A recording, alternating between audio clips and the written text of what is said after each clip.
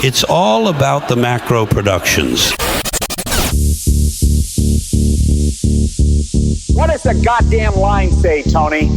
Please do not use gendered language. Then what? I'll be arrested, put in airport jail? Look, you're going completely sideways, man. It's a big club, and you ain't in it. How dare you? Mr. Speaker, the President of the United States. I'm Chris Hansen with Dave on NBC. Jack Marius Tack Theratrix. Hi, I'm Spartacus. Jackson, Sacramento, he, him. Steven Seagal. Sex offender guy. I'm Keith Morris. This is Muammar Gaddafi. I'm Rick James, bitch. Sorting through the lies. The hijacker's passport was found blocks from the World Trade Center crash site, if you can believe that. We cannot track $2.3 trillion in transactions. And uncovering the centuries-long plan for world domination. Learning about Cuba, having some food. Let's talk about Chinese people. Have you ever been in a Turkish prison? Swangles and Fort Lauderdale? I have sent 6 of my Libyan missiles to blow up the Sears hardware department. Nothing could be more fun than jumping off a cliff with 2 German bisexuals. Oh, you English are so superior, aren't you? Thank you, comrade. And now, Macroaggressions. That's what assholes call it. With your host, Buddy, I don't know who you are, but you're about to get chlamydia. Charlie Robinson. Hey, Whitey, where's your hat? You want to drop the blame on Charlie and say it's all Charlie's fault. He was a retard. I get some goddamn diuretic.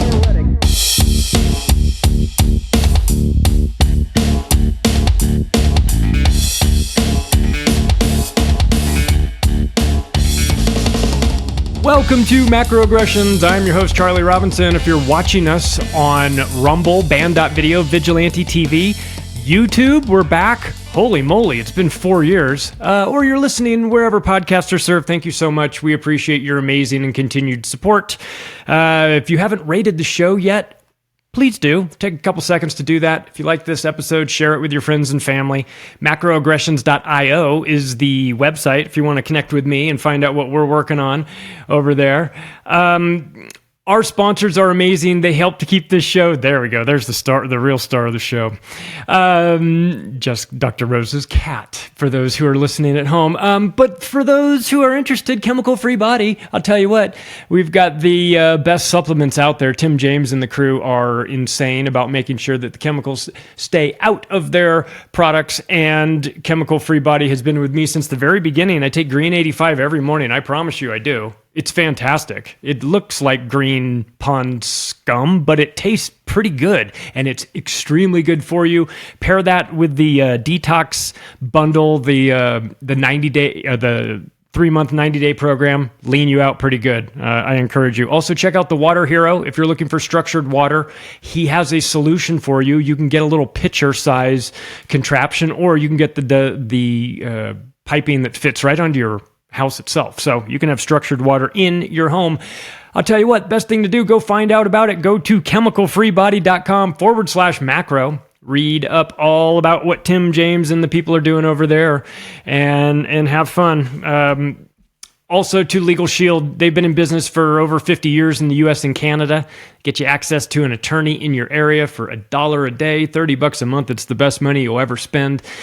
Make sure you've got your medical directive, your financial power of attorney, and your last will and testament done, just in case you need it. You don't want to be scrambling for this at the wrong time when you're in a hospital or something like that. So let's knock this out now. Let's be proactive about it. With Legal Shield, you'll get an app on your phone. You can knock it out in the first month. I suggest you do that. So best place to go to find out all the information about this is the website they built specifically for us. Don'tgetpushedaround.com is where you go. Find out everything about Legal Shield and make sure that you are protected when the insanity comes. Well, hopefully the insanity doesn't come, but if it does, luckily, we have the good doctor with us, Dr. Jessica Rose. Hello, Dr. Rose. It's great to have you here on Macroaggressions, although you've been on Union of the Unwanted plenty of times, and I've always wanted to talk to you. I'm really grateful that you finally had an hour for us, so thanks for coming on the show. How are you?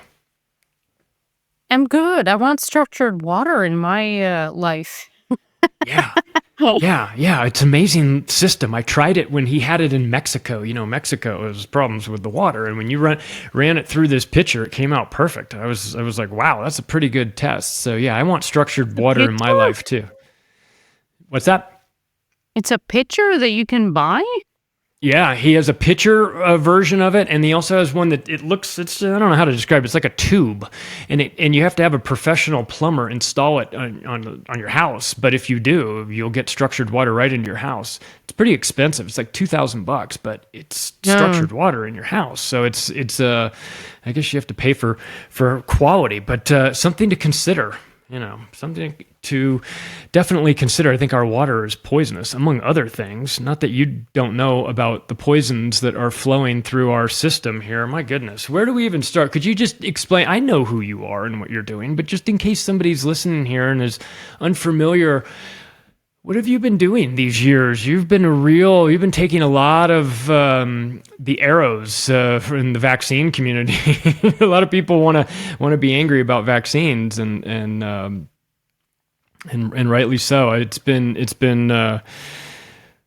interesting to watch the doctors get picked off one at a one. What was your experience with coming out, speaking out against vaccines and all of this in the medical industry?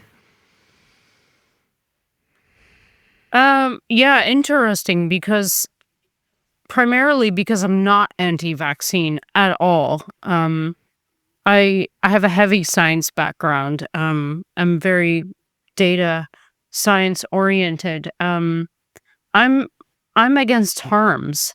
So what I've been doing for the last 5 years is checking out adverse event data and pharmacovigilance databases, which are, they're government databases that surveil safety signals that are emergent from, reports from human beings in temporal proximity to getting a vaccine. So it's not disputable that the signals in the context of the COVID-19 shots are there. You can't even use the word anomalous to describe it. It's like the difference between an average of 39,000 adverse events reported per year for all vaccines combined for the last 30 years compared to 1 million reports in 1 year alone in the context of one product. I mean, come on now. Like there's nothing to refute or dispute here. I mean, there's more than a safety signal. And it's like, that's just the overall number, but we're talking about 14,000 different MEDRA-coded adverse event terms here, from death to, transverse myelitis. I mean, it's a huge spectrum of adverse events that we're talking about that involves every single system in the human body in the context of one product. So, if you want to argue that the COVID shots aren't causing anything, then what you have to do is you have to prove that that's not true. Because the data suggests otherwise. Right. And so, yeah, basically all me and, a bunch of other people have been doing for the last 5 years is like saying, hello, can you look at your own government data set and address it, first of all? And second of all, can you do the causality assessments that you're supposed to be doing subsequent to finding an emergent safety signal in your own data set? So yeah, that's the gist of what I've been doing for the last 5 years. How familiar were you with VAERS before you got into this? Apparently, so you're looking for anything out there that's causing damage, right? And of course, the COVID vaccines jump on your radar for obvious reasons. But were you working in the VAERS system prior to that, or were you? And did you know about the 2009 Harvard Pilgrim study that showed that really like 1% was getting through, 1% of actual adverse effects were getting reported. So this was all new to you. So at the same time you're learning about what's going on with the COVID shots, you're like, well, let's check the reporting system. You're like, oh my God, what's going on with this reporting system? This is no better, right? So what was your initial thoughts when you took a look at what VAERS was up to? Well, it was just obvious what was going on, and I'm unbiased on this subject matter. Like I've been injected with every single vaccine known to man prior to, a certain year. I'm not anti-vaccine at all. I'm not even anti-inoculation. I think the concept is beautiful. It's just been bastardized. So yeah, it's just, I'm a pattern recognition person. I look at data, biological data, clinical trial data, and any kind of data, I just look for patterns, and the emergent patterns from VAERS, and I picked VAERS because it was very easily accessible. You could just download it from their website as a CSV file.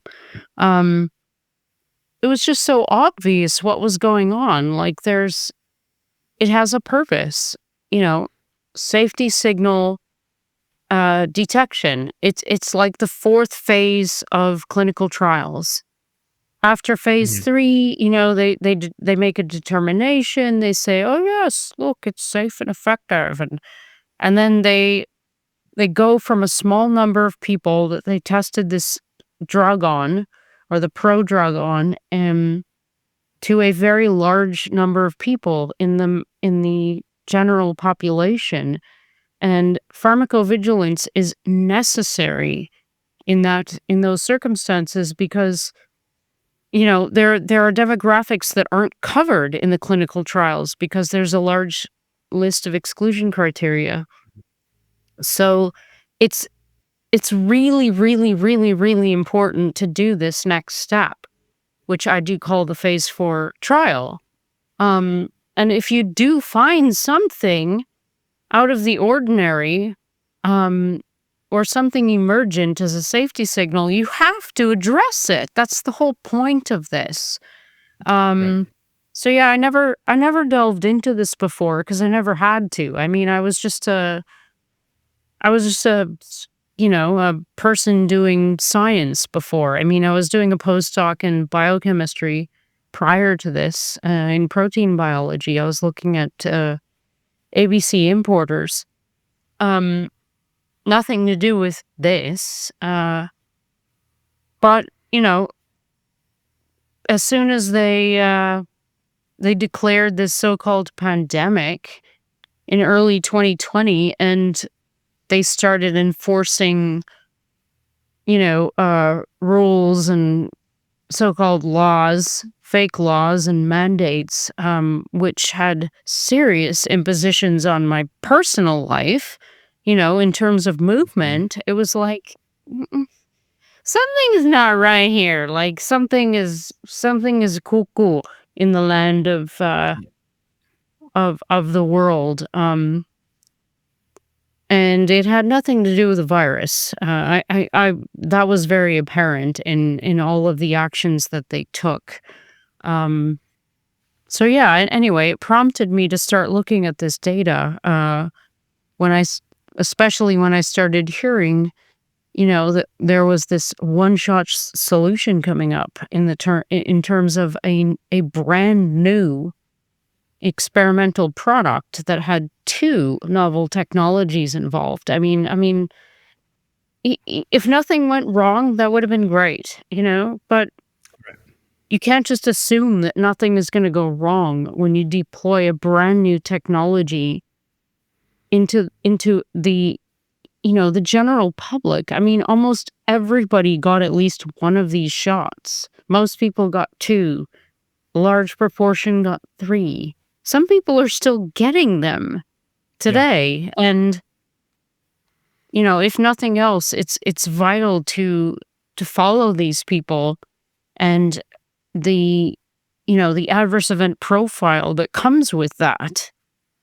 So yeah, the problem I've had primarily, and what I've been looking at is the adverse event profile of the people who've been injected with the Pfizer and Moderna shots. So it's not looking good.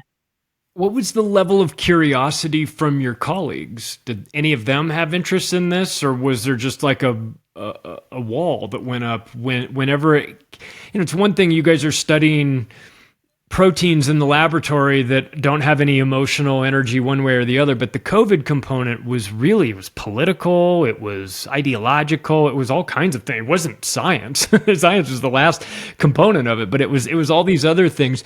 Did you find that the people in your area of work were asking questions too, or were you isolated in that?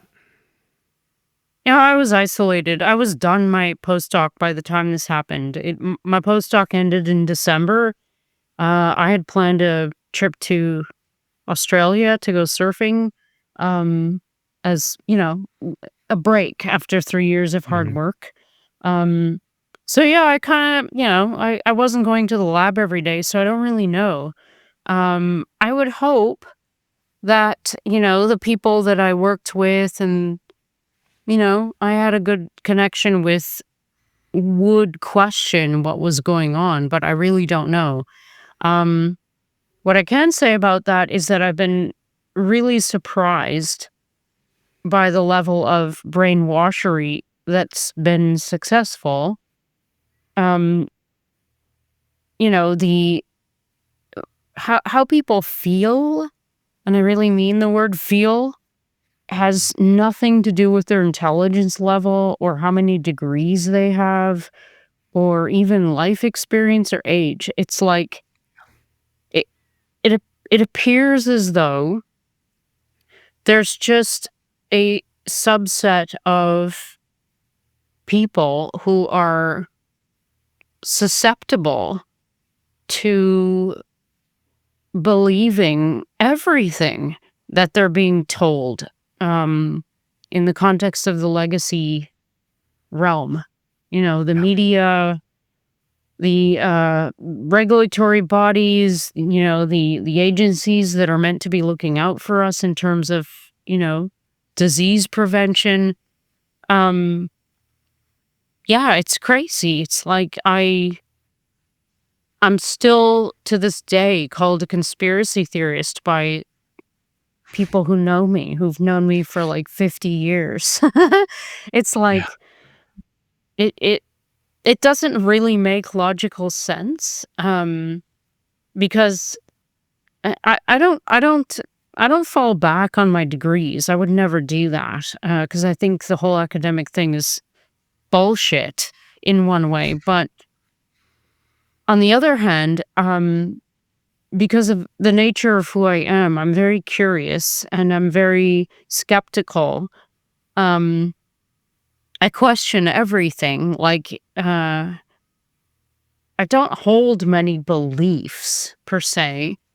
So it surprises me that anyone would assume that simply by my questioning something, it would put me in some kind of category, like a tinfoil hat wearing person or something, which I would be proud to say that I am, I suppose, at this point. These days, it's a badge of honor. I mean, if not, just it's a designation that says I was paying attention, or I have questions, or things don't add up, and I'm willing to raise my hand and say, I don't know about this. I have a question maybe this about little that. Faraday cage on my head is actually doing something to protect my brain.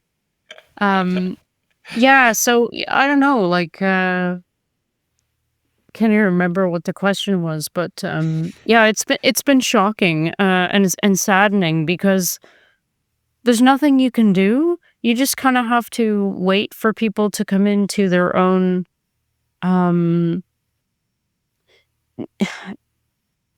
truth, I suppose, to confront their own onion peeling situation. You can't rush someone into the future of who they're going to be. You just can't. You can beg questions for them. You can help them to ask their own questions, which I think is the most it's the most it's the thing that works the best. 100%. Because then you're leaving someone alone with their own thoughts, and so they're battling themselves, which is what they have to do. But yeah, I mean, it takes time, and sometimes it never happens. So you just, I don't know. You have to be forgiving. You have to be open. You have to be non-emotional. Just present facts and data. So yeah, that's what I try to do. It's hard though, because I mean, we're watching the destruction of like society, really. Yeah. And I've had this assumption for a while, and it's incorrect apparently, that if I lay out facts and statistics and I connect the dots and I lay it out in a perfect logical manner and break it down as simply as I can, that's what will convince somebody. And what I've found is that maybe with some people it will, but there's a segment that I can't reach them that way. They're simply just emotional. It's facts don't care. They feel a certain way, therefore it is, and the facts be damned. And so I've had to experiment in kind of the way that you mentioned, ask them questions and let them sit with that themselves. It's been the best. It's been the best strategy that I've come to, because I've tried to sit people down and tell them how it is, and that doesn't work. It feels like a lecture. Nobody wants that.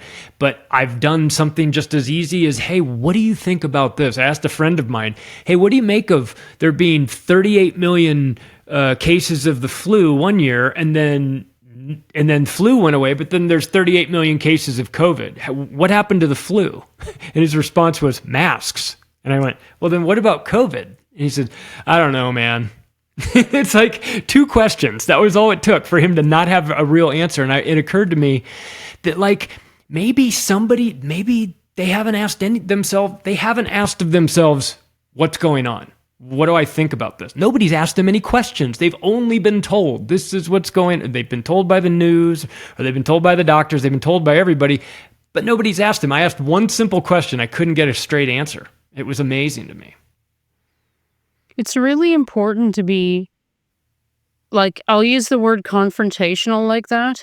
It is confronting, because it is very simple, just asking a question, which is just a series of words strung together, but it can really do something to someone's like neural patterns. It's about habit forming, and I think, in terms of feeling comfortable, going through each day, feeling comfortable, it's important not to challenge yourself too much, because sometimes if you do, you'll get uncomfortable, and most people don't want to feel uncomfortable. But the thing about that is, you might not form new neural patterns and shift out of habits that maybe you shouldn't be engaged in, if you don't do that. And this is one of those examples, I think, like, it's hard to admit that these academic journals that we all kind of rely on are run by criminals. I don't know how else to say it. They're all captured. I mean, I always kind of knew they were captured, but I didn't really realize the extent of the cartelness of it all until I started getting my papers withdrawn and retracted and censored. I mean, me? Right. I'm irrelevant. Right. Like, why the hell is my work being retracted? That's retarded. Sorry.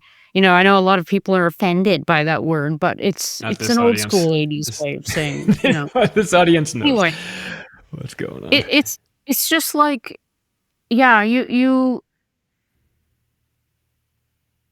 it's hard, man. It's all about humanity and what we are as humans, and the fact that the great things about us were preyed upon during this whole COVID con. Yeah. We still are being preyed on. All of our benevolence, like to serve the greater good. Like for me, this whole thing has ruined that concept. It's ruined rainbows. It's ruined, cool colored hair. I'm sorry, but it has. I mean, and you might think, oh wow, she's jumping from place to place, but no. No, I get it. It's part and parcel. It's about transhumanism. It's about like making humans into automatons. Seriously, it is. Wait, mission accomplished, is it not? Because it feels like, and I wonder if this is. There's so many people. I watch them, and I don't know that they've had an original thought in quite a while, and it feels like an NPC, like a flood of NPCs out there, and I don't know. Yeah, that's interesting. I mean,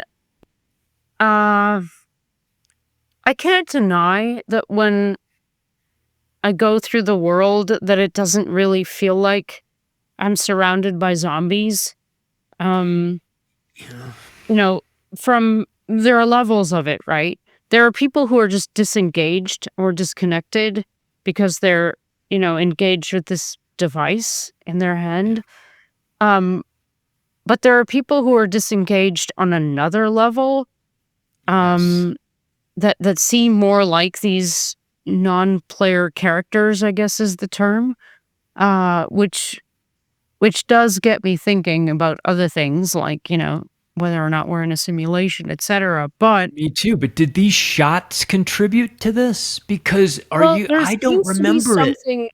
There seems to be something like, let's say testable about the impact on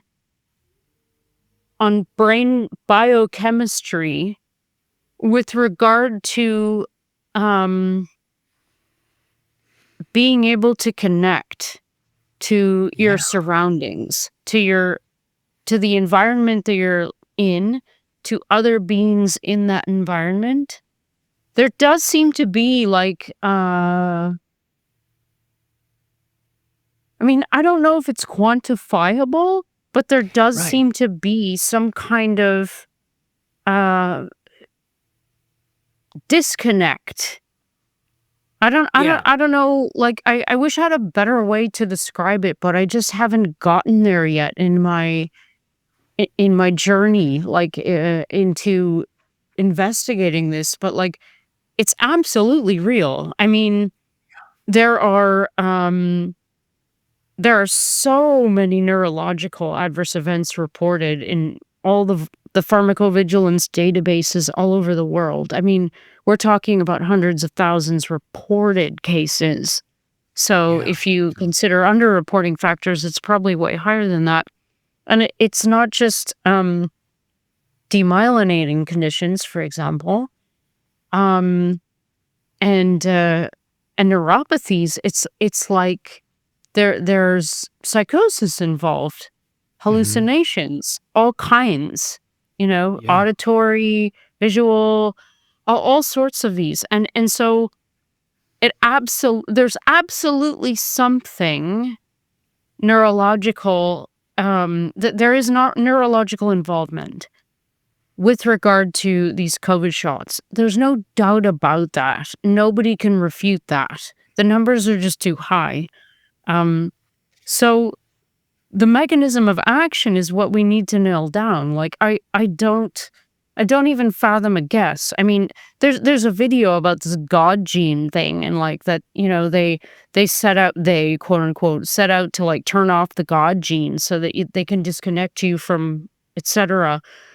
I find that an intriguing hypothesis because, and I don't want to go down too deep into rabbit holes, but the thing is, we are in the era of gene therapy, and we're being lied to consistently by these governing bodies. So it's really hard to believe that what they told us we were being injected with these COVID shots is actually what it was.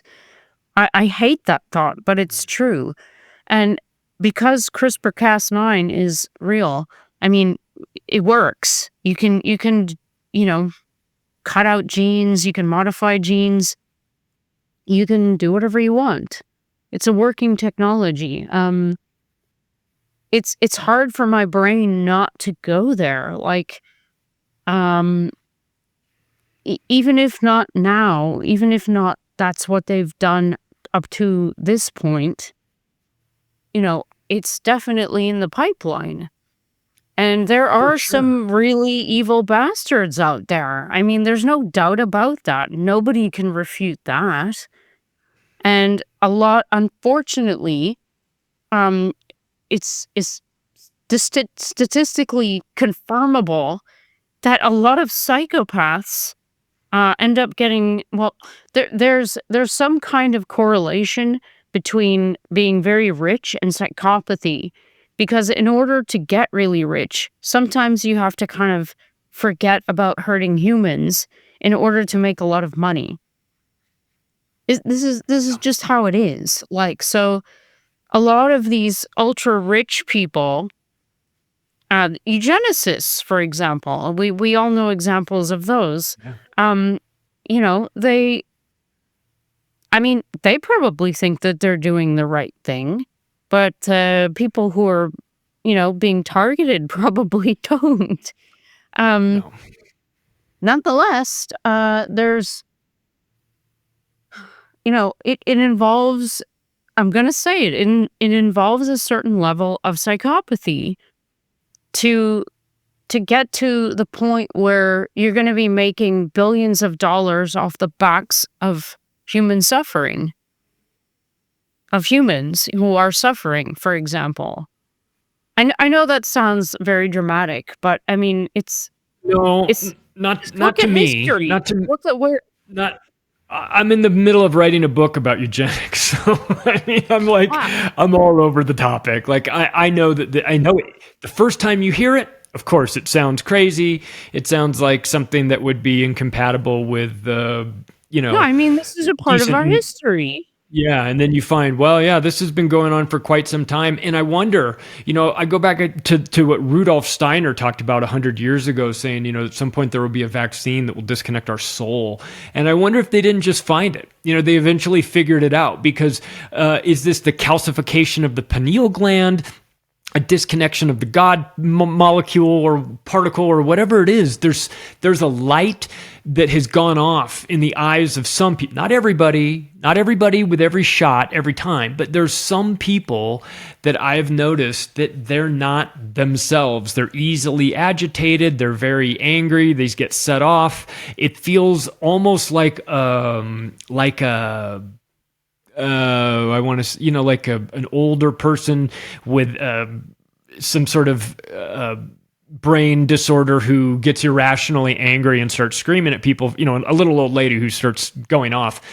I've had these experiences with people that were normally very nice. There's that sweet cat. And I'm watching it happen. It had been theoretical, and now I'm starting to have people in my own lives who are behaving in a different way. And so I'm with you. I can't deny that this is happening. I'm not qualified to go in and say exactly what it is. I don't know, but I know that there's something, and it's something I can't really put my finger on. When you were going through your work with VAERS, with everything that you've been working on the last couple of years, did you see? We were told that there was going to be a big spike in mortality in 2020, right? This is the pandemic. Everybody's going to die. And then we're going to get the vaccine and everything's going to be fixed, and then that will drop off. Did you see that? Did you see big spikes in mortality in 2020? Or did you see those in 2021, actually, when the vaccines rolled out? Or did you see them at all? No, I wasn't looking, to be honest with you. But I know people who were looking. And the mortality spikes came after, like, the dissemination of these so-called vaccines. There's no doubt. I mean, like, you can't. It's not just about pharmacovigilance databases. It's databases you wouldn't think to look at, like life insurance. Great one. Yes, life insurance. Right. I'm really glad you brought that up because that was something that was sending people into tizzies. I was listening to Ed Dowd talk about this. I was listening to insurance companies that normally a 10% spike in mortality is a 1 in 200 year event, and they were having 40% spikes in mortality. Interesting angle to this of all the things. The insurance companies are going to be the canary in the coal mine, aren't they, for this? Because they don't mess around. They're talking about money. They're about money, man. Let's look at the actuary table. I need to know what I'm going to be making. I can't get in on this agenda. This is about billions of dollars.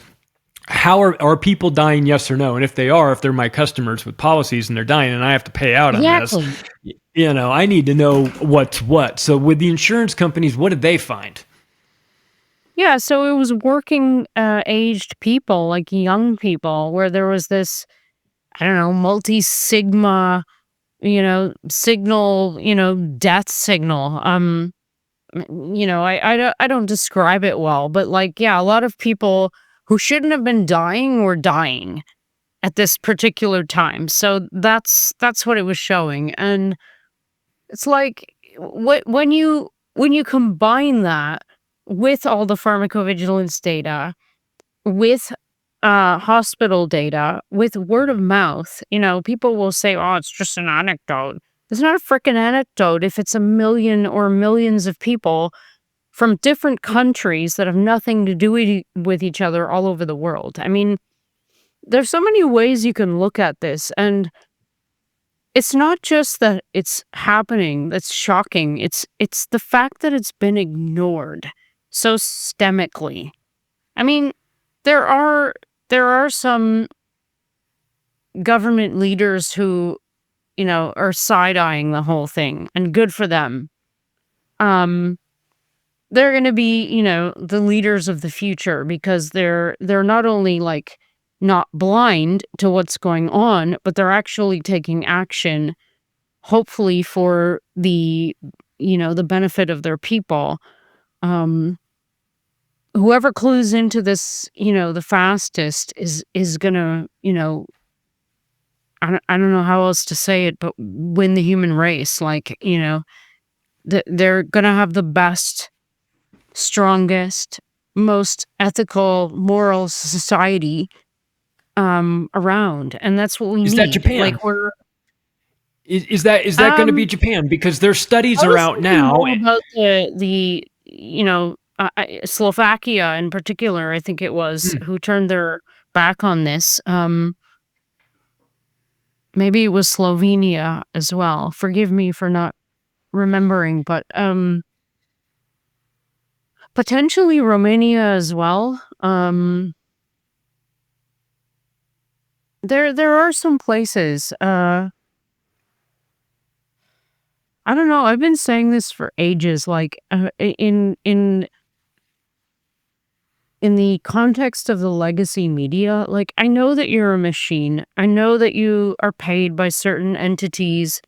I know that you guys have to read from teleprompters, but listen, if one of your writers clues into the fact that the people are not dumb and that they're very well aware, especially nowadays, with social media and the internet, etc. They're very aware of what's going on. Whoever taps into the truth and whoever takes a moral stance, and I do mean moral, not just ethical, is going to have the hugest backing by the people. Yeah. It's set in stone. It seems too easy, right? Whoever tells the truth, whoever stands on integrity, ethics, and morals is going to be the biggest, winner, if you want to put it that way, of all. It's that simple.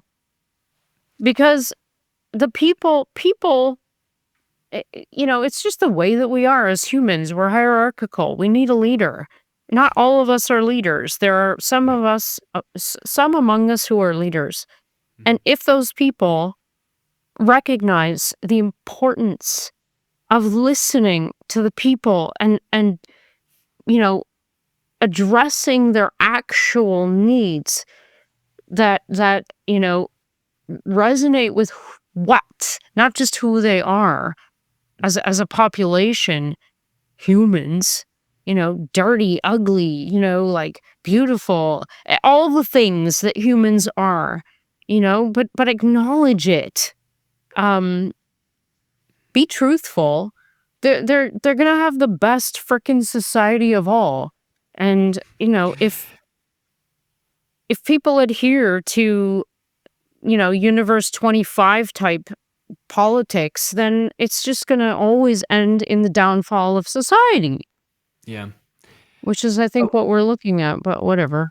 I wonder how much things change now that the media has really lost their grip. I mean, the mainstream corporate press is not what it used to be. I think what we see is I think what we saw with the No Kings 2 protest was that the only people who are really getting out there in the streets for that were getting their news from the mainstream media, and it was like old boomer age liberals, and that's the only ones that were getting it. And you're like, all right, well, that's the last generation who still trusts the television. That's nice, but of course they've made the pivot into the mainstream alternative media, right? So it's not just we're not on TV anymore, so you can trust us. Now we're on the computer, right? We're the names you might recognize, but in computer form. A podcast by a guy who used to be ex-CIA or something like that, or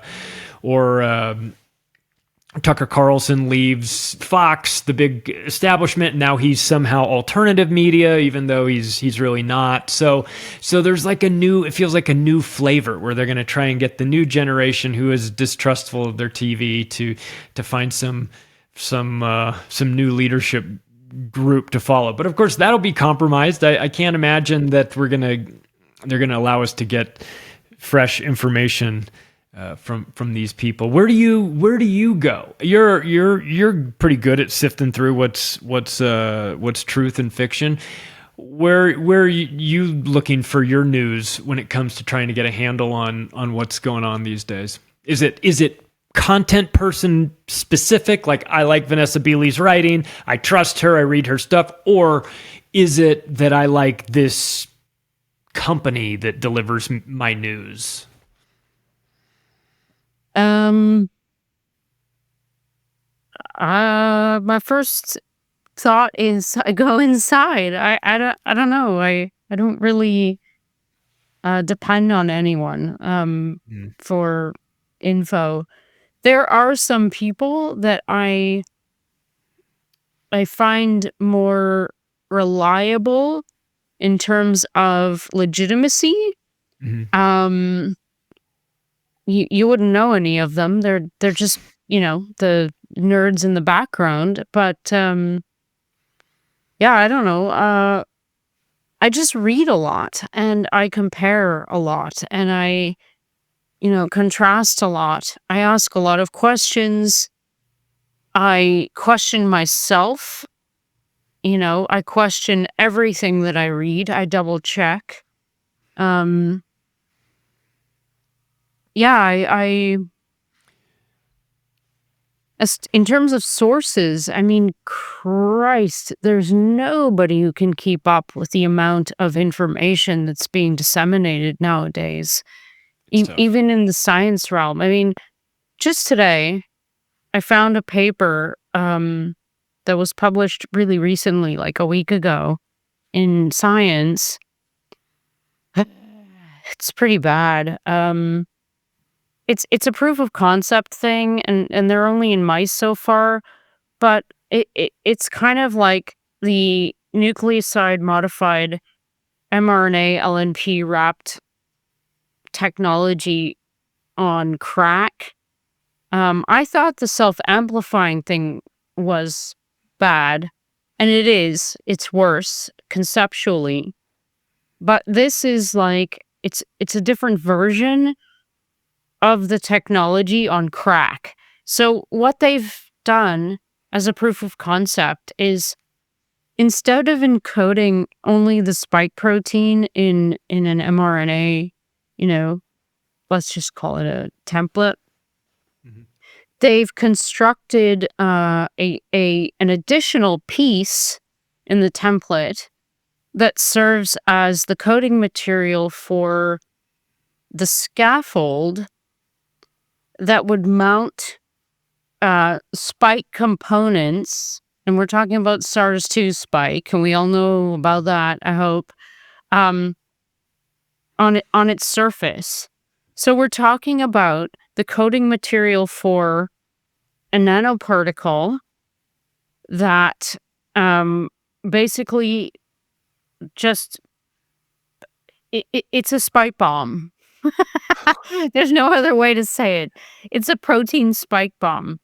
Instead of one spike, it's like a spike, like a sea urchin. Yeah, exactly. Very good analogy. Right. Exactly. Except like billions of them. Right. And your own cells, your own cellular machinery is producing these proteins, which eventually, they get constructed and 60 of them come together and they form one of these nanoparticles, which gets out of the cell and does, the immunological journey. I wrote this up today in my Substack. It's just,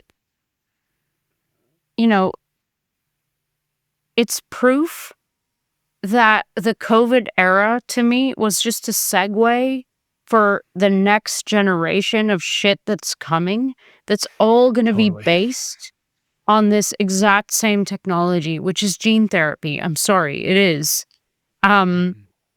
You're introducing foreign genes into the human body for, production by the human cell machinery.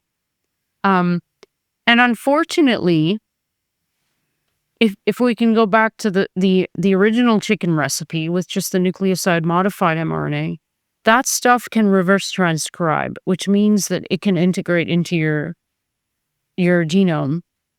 And very recently, me and two colleagues, Kevin McKern and David Speaker, have published a paper that confirms that there's shit tons of DNA in the vials of those COVID products that are meant to be only mRNA. And what that means is a bunch of stuff. First of all, I don't even know where to start with this, because all of the regulatory bodies and these disease prevention agencies, et cetera, the pharmaceutical companies themselves have said, very definitively, like since the beginning, like there's no way that these things are going to have any problem with your DNA because they're mRNA. And it's like, oh, okay. But they knew that was a lie, because DNA was always a recognized impurity as part of the manufacturing process. And because they didn't do due diligence at the end of the synthesis process of this nucleoside modified mRNA, DNA ended up getting in the vials. And this isn't just like run-of-the-mill DNA. This is plasmid DNA, which includes SV40 promoter enhancers. It includes antibiotic resistance genes. It includes all sorts of stuff which can wreak havoc on genomic stability. And if that, I know I'm going on a rant here, but it's just incredible, like how many problems there are with this platform as it stands that haven't been acknowledged yet, let alone dealt with. And we're moving on to, version 2.0 or however many versions there have been. It's just crazy to me. It's like, dudes, you can't just come up with new coding material and wrap it in this lipid nanoparticle, which is horrifically toxic by its own safety data sheet. none of this has been resolved. None of it. It's just okay. I'm presenting a talk in the Netherlands very soon, which is actually going to address all of this stuff, like the safe and effective narrative and how much of a lie that was, with a lot of evidence and data. It's just incredible to me that this mantra, which if you look it up, they used it for DDT as well, or what was that drug that they said would help morning sickness? The thimerosal. No, not thimerosal. Thalidomide. Thank you. So that was the narrative they used to sell thalidomide as well. Go back and look at the history of the mantra of safe and effective. It's very telling. Yeah. It's a complete lie. And I'm not saying that lightly. It's absolutely, like, if I want to use their language, it's disinformation, which means not only was it not correct, but the people who are saying it knew it wasn't correct. Right. And we know that because we have dated documents. So it's, wow, that was a big rant, and I don't remember where I started, but I guess... I want to talk, well, when you're with this mRNA technology that comes out, gene therapy, whatever we want to call it, we've now started to have the conversation about turbo cancer, soft tissue cancer, died suddenly. This is making its way into the public lexicon, almost in some respects. When I see it reported by the mainstream media, I kind of half wonder if the person who wrote the article is on our side, trying to signal it every time they say died suddenly. Wink, wink, wake up, like almost like they're trying to say, wake up. How many times can we say died suddenly until you guys figure it out? So what have you noticed about the explosion in cancers in the aftermath of mRNA technology? Well, I can tell you what I find in VAERS, which is one of the slides I'm going to present at this talk. Any kind of cancer that you look at, okay, if you look at general cancers, like if you do a query for cancer and tumor in VAERS, it's not just that the numbers, the absolute numbers, are much higher than they've been for the past 30 years. Like if you compare all vaccines combined against only the COVID shots, it's not just that. If you normalize it per 100,000 reported adverse events, it's still much higher as of 2021. And it's not just that. The scariest part is that the signal, as you go, progressively higher in years, it's getting higher. And that's really significant because people haven't been getting as many shots in successive years as they have in 2021. So what that means is the denominator is smaller and the numerator is, bigger relatively. So the signal is getting more, it's getting significantly higher as the years go on. Colon cancer in particular, breast cancer. I haven't looked at another type of cancer, but so for general cancer in these two specific types, the signal is increasing, which is by definition, in my opinion, if I was working with HHS or CDC, which I might be soon, I would consider that a safety signal worth investigating further. Like, why is the signal in VAERS for colon cancer, for example, like why has it increased 4,000% between 2020 and 2021? And why is it increasing, by 500% every year after 2021 when the number of shots being administered is decreasing? I would ask those kinds of questions. So, personally, I don't think it's just the shots. But I think what the shots, something about these COVID shots take whatever problems might be existent and push them over the edge. If you're close to death, if you're old, it's going to kill you. Yeah. It's clear in the data that happened. It's very clear. If you have an autoimmune condition that's in, that's suppressed, it'll reemerge. Multiple sclerosis, perfect example. If you have inflammation, which everybody has low level inflammation because we live in a toxic world, you're gonna have that amplified as well. If you have a cardiac issue, Yeah. you could just name everything. Like it's just whatever the mechanism of action is, it's immunological for sure. But whatever this, there has to be some kind of commonality.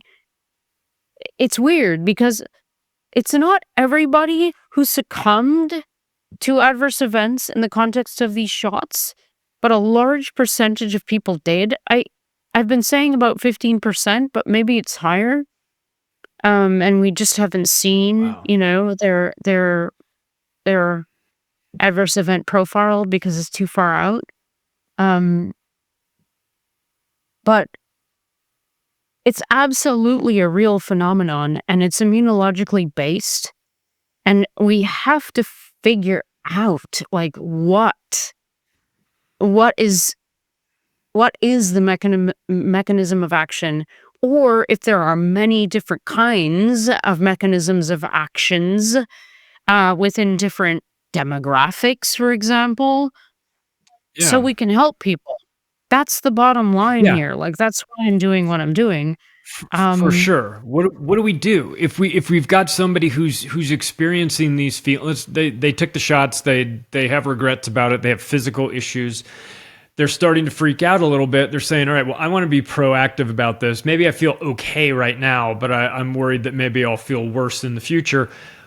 Where do you send them? You don't want to say it's hopeless. You don't want to say there's nothing to do. There's got to be something you can do. Oh, of course it's Where not do hopeless. we send them? What can they do to start to purge their body of these poisons, or I don't even really know how it works.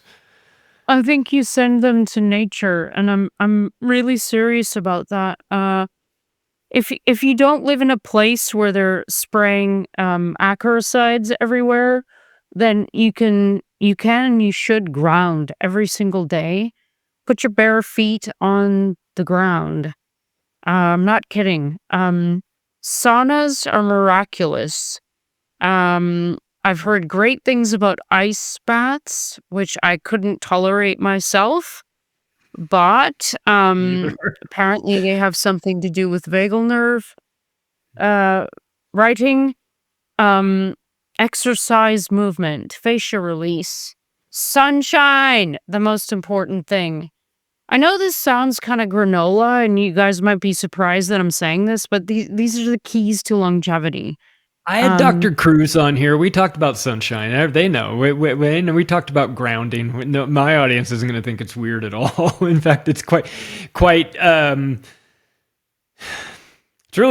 really is the answer, right? The more you get closer to nature, further away from no-brainer, right? Like when you think about how most people spend most of their days in fake light, which is terrible.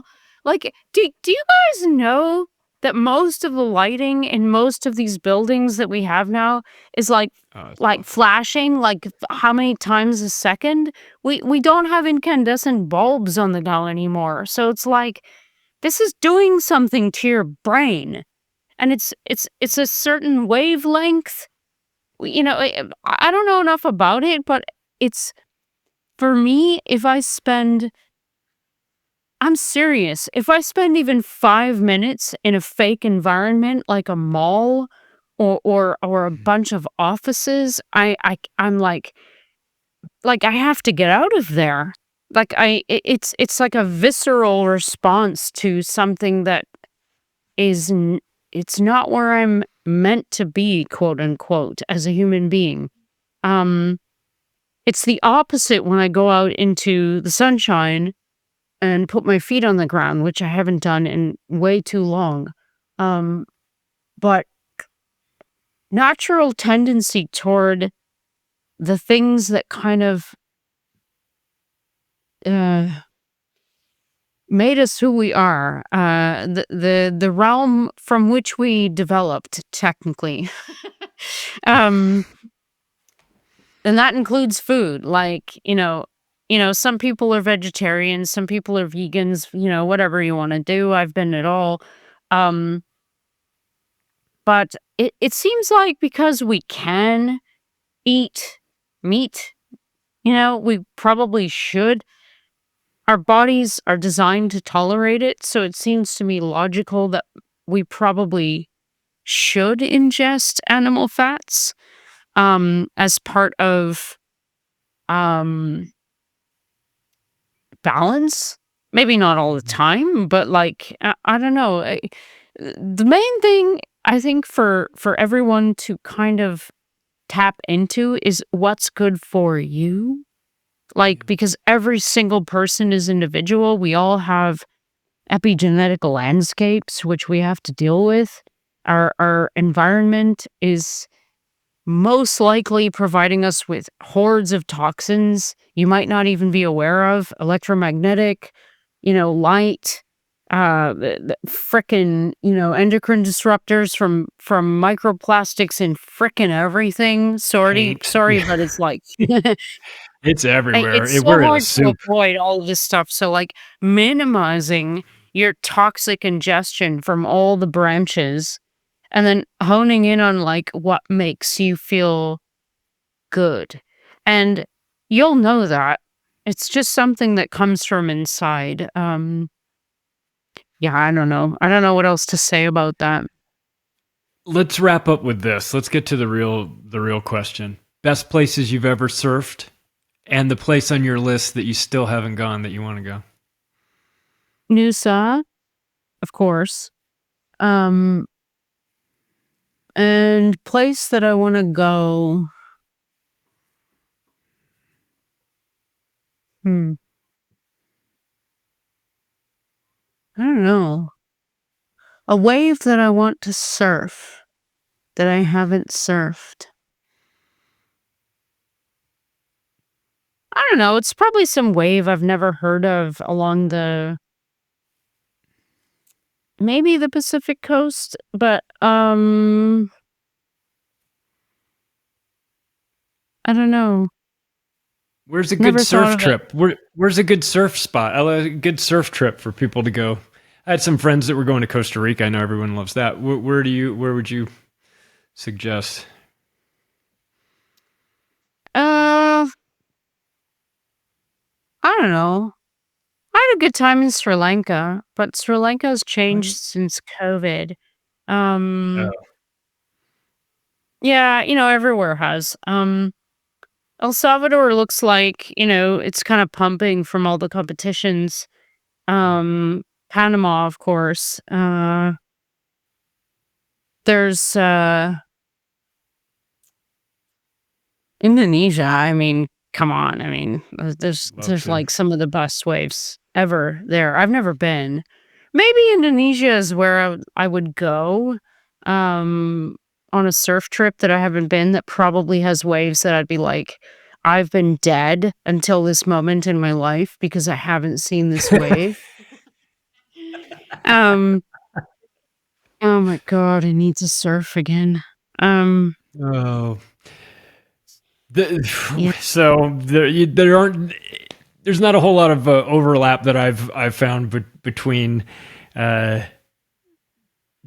doctors and surfers. Genetic. What are you, a genetic? Harry Mullis? Are you kidding? Oh, Kerry Mullis. Oh, yes. Never mind. I'll take that back. Yeah, he's the king then. So is there a thing? Is that what it is? You do serious, hardcore, heavy brainwave work all day long, and then you zen out on a surfboard? Nah, it's not like that. it's all the same to me. Like the way that my brain works when I'm pondering like how molecular machines work is the same way that it works when I'm out in the water. It's more detached when I'm out in the water because I'm not thinking when I'm out there. It's more, you go more into a meditative state after a while because, I don't know, it's just what happens. But I'm sure it's the same, like, neural connections connecting. Same thought processes. I Get don't out of the way know. of your body. Let your mind just run a little bit free, whether you're on the waves or staring at petri dishes. Yeah, I haven't stared at a Petri dish in a long time, though. Not since 2018. I'm just assuming what your job is. I'm just making. That I'm was just my assuming. job when I Oh, was is in it? my postdoc. Yeah. Yeah, I Alright. used to I did a lot of protein purification, so you have to make a lot of protein, and we used an E. coli system. So yeah, I used to wake up in the morning and run to the lab and be like, "Oh, do I have colonies?" Because sometimes your antibiotic resistance gene wouldn't work out in the way that you hoped. That's funny. Oh, how Anyway, things have changed. Now you're just saving the world. Now you're just saving humanity from these poison shots. Dr. Rose, what's the best place for people to find you? Would it be, obviously Substack is a great place. I've been republishing Substack over on Activist Post as well. So is there any place else that you would send people to find your work? nope. That's about it for now. There might be some stuff coming up in the future, so stay tuned. Yeah, I post on Twitter though. The number of subscribers is a little bit bigger, but I'm pretty censored on Twitter, and there are some people controlling that platform who don't really like what I'm saying. That's how you know Which you're is doing it like, right. Yeah. Yeah. Well, if you were being boosted by the algorithms, I think I'd probably be a bit suspicious because the Exactly. That's things that how we're it works. talking about are the things that they don't want anybody else to know about. So being de-boosted is actually a badge of honor. That's Dr. Jessica Rose, everybody. Please go support her work. Go to Substack and get yourself educated. Follow her. If you want to connect with me, macroaggressions.io is the way to do that. Thank you, everybody. We'll talk to you again soon.